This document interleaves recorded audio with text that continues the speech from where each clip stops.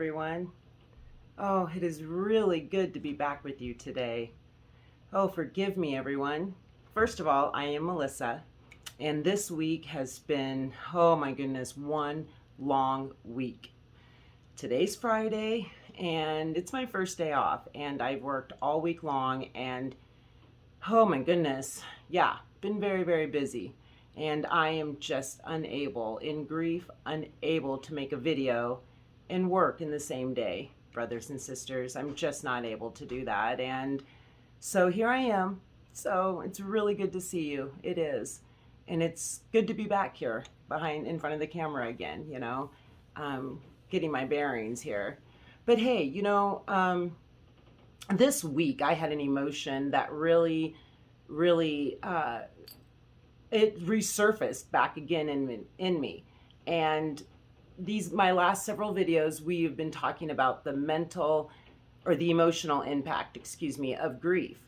And we've been talking about, the different emotional impacts that we have. Well, I was really dealing with bitterness this week, and just bitter all over again about my grief and about my losses. And it just had me really remembering how bitter I really was those first 2 years of my grief. 4 years ago, we lost our 2 youngest children. They were murdered by their oldest brother, Noah and Sophia. And there is a lot of bitterness that comes with that. Oh, friends, a lot of bitterness. And as I was working this week, I just felt that bitterness, that root trying to regrow again and take shape. And I was really bitter about working. I was a stay-at-home mom. I stayed home with our children, and I was so blessed to do that. I loved staying home with our kids. I really did. I worked for a long time before I was blessed to stay home. When Hannah was born, our third child, that's when the Lord allowed me and blessed me to stay home. And so the first year or so, it was a big adjustment. It really was. There was a lot of adjusting. But once I got through that adjustment, and then we had Noah and then Sophia, and it was really good. And my days were full and they were busy, and it was good. And so, working hard this week and physically hard, like really physically hard, just had me bitter. And when I'm bitter, I feel poisoned. And I bet a lot of us feel that way. Like, that's what bitterness is. It's a poison. And that's what it reminded me of. Just like, I feel poisoned, I have my notes, so forgive me, friends. But, at the beginning, you feel like when you're bitter, you kind of feel like you just don't want to say much. You're just too bitter and you're afraid of what will come out. And I had that feeling a lot. And I was feeling that way a lot even this week too, like just afraid of what would come out. And I had some things come out that it was pretty obvious that I was feeling bitter. At the beginning of my grief, that first full year and a half, I started out mad, and then it just went downhill from there. I went eternal and I stayed there. I felt poisoned, and like everything I do or say was laced with it. And the people around me, they're affected by that too. When a child dies, your dreams go up in smoke. When your children die, and in our case, children too. 2 children, Noah 7, Sophia 5 years old. Long held expectations are shattered. We have these long held expectations of our children when they're small and thinking about their lives as they grow up, but they're shattered when your children are dead, when they're dead, when they die. The future that we planned on is gone. Part of me died with Noah and Sophia. It did. A part of me died. A part of me died with them. And even a part of me died when Malik went to prison too. A part of me died. He's in prison for 96 years. I mean, that is a life sentence. Yeah, and part of me died with that too, you know. I'm shocked, stunned, I'm sad and angry. And in some cases, the anger in me, it just like festers and grows. And I felt that this week, festering and growing within inside of me, you know, and I grew bitter. You know, like anger, bitterness leaks, you know, and it's like, it's similar to like a really slow raging infection. It seeps into my soul, and then it pours out of my heart and into my life and onto the lives of those around me, even my coworkers. You know, you can sense that they don't even want to really be around me, you know, like, my goodness, what's going to come out of her mouth now? You know, the least of our concern in grief, but I'm becoming aware of it. So maybe that's a place to start, you know.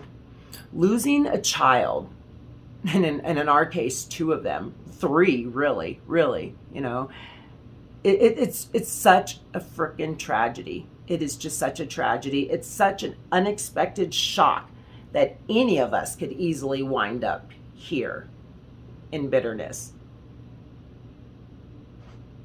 You know, it is such a tragedy, such an unexpected shock that any of us could end up here. I believe that, you know.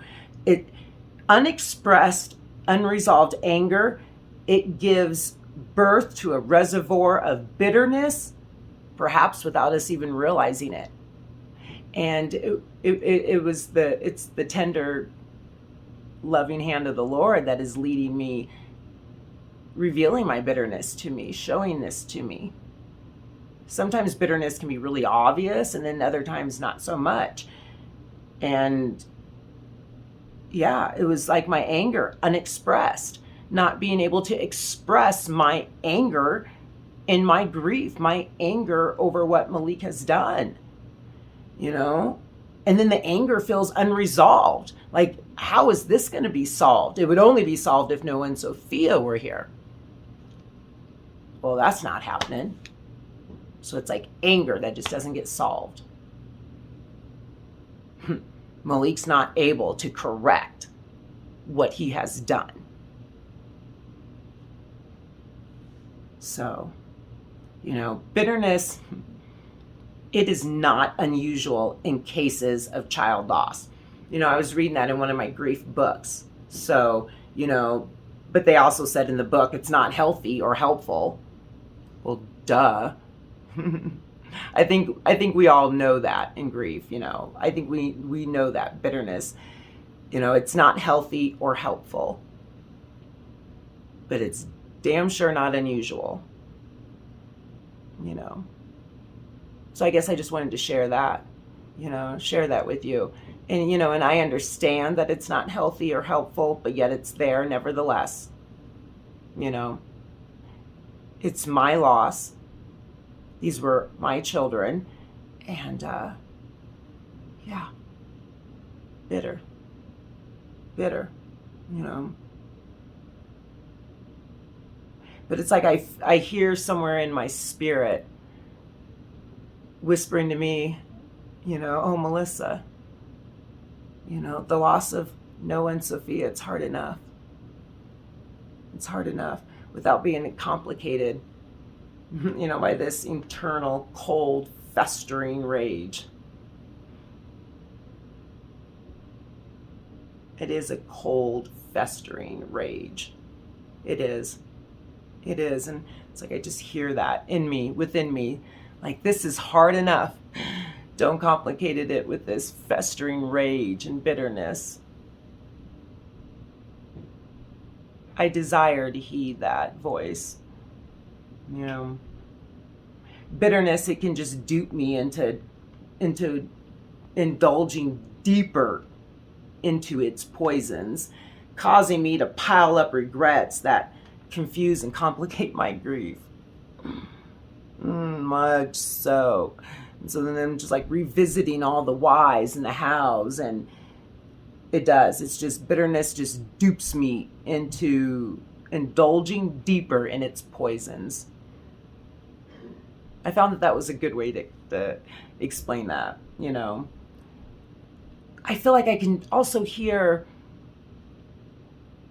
it's like I can hear the Lord say to me, I can love my children by dealing responsibly with bitterness. When I discover that it's here, I can honor their lives and memory by learning to let go of this festering poison.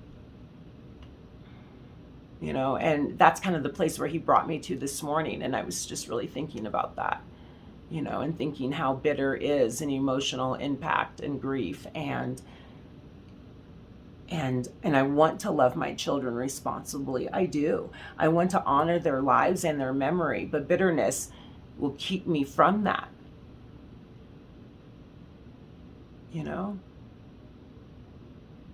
But it's my truth, it's my reality, and it's a feeling that I have to face and acknowledge and feel and identify that it is here. That bitterness is here. My glasses. Oh no. There's an old saying. Excuse me. If the root is bitter, so will the fruit be. That came to me this morning. It's been a long time since I heard that one. But if the root is bitter, so will the fruit be. So cleaning my roots can help me survive the loss of my children. Yeah. Praise God for Jesus, because it's him that cleans my roots. Because at times I don't even know where to begin most of the time. I just know it's there. I just know I feel bitter about, what I have to do now, because it's not what I choose. Even making this video, I would rather be taking Noah and Sophia to school still, doing the things around my house for when they come home after school with the other kids. Yeah. So sometimes it's bitter. No wonder the expression of bittersweet, huh? But bitterness, it's easy to indulge in. It is easy to indulge in. And, but I'm trying today instead to choose to remember Sophia and Noah, both by making this video, by loving the people in my household. I nearly destroyed myself in bitterness. I was so bitter. Oh. And it's like I could just hear the Lord say, oh, please forgive yourself and forgive quickly. Because he already did. This honors Noah and Sophia more than I know. I'm just going to have to trust that. Trusting. Hand my bitterness over to the Lord. Trust him. Yet it's easy to indulge in. Because I miss them so much. I miss my old life so much. I miss everything about it so much. So bitterness can be easy to indulge in, and especially after I've had a long work week and I'm physically weary and physically tired. I can't even push the YouTube app, the Instagram app. Can't even click on it to jump into that world to see and check on others. Oh, friends. Well, I just have 2 questions for you to consider. I had written them down in my journal, and I was thinking about them this morning. Have you seen or sensed bitterness growing in your heart? How so? Yeah. And what do you think it would look like for the sake of your child?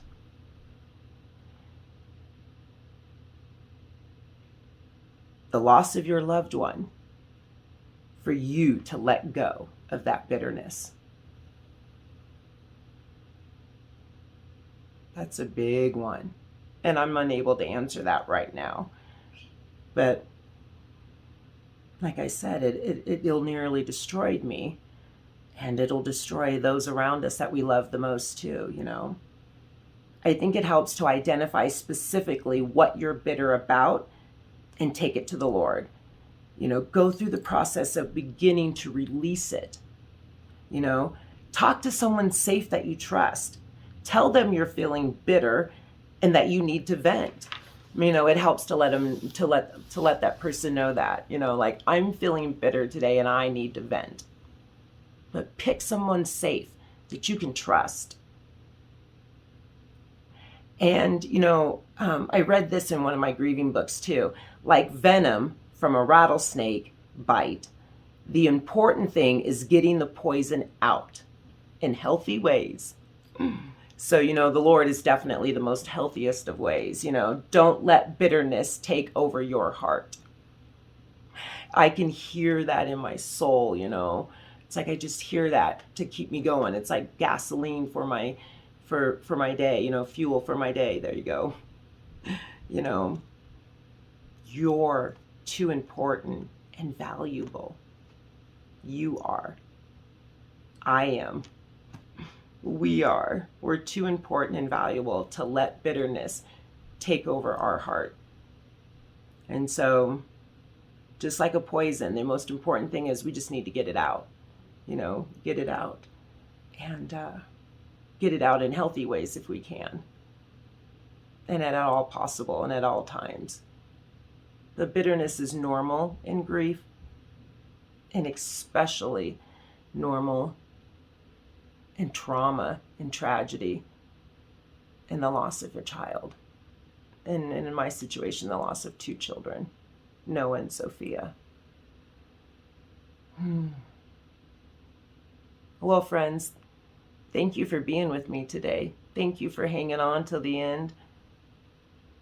And it was really good to see you today. And I will see you next time. God bless you and be well.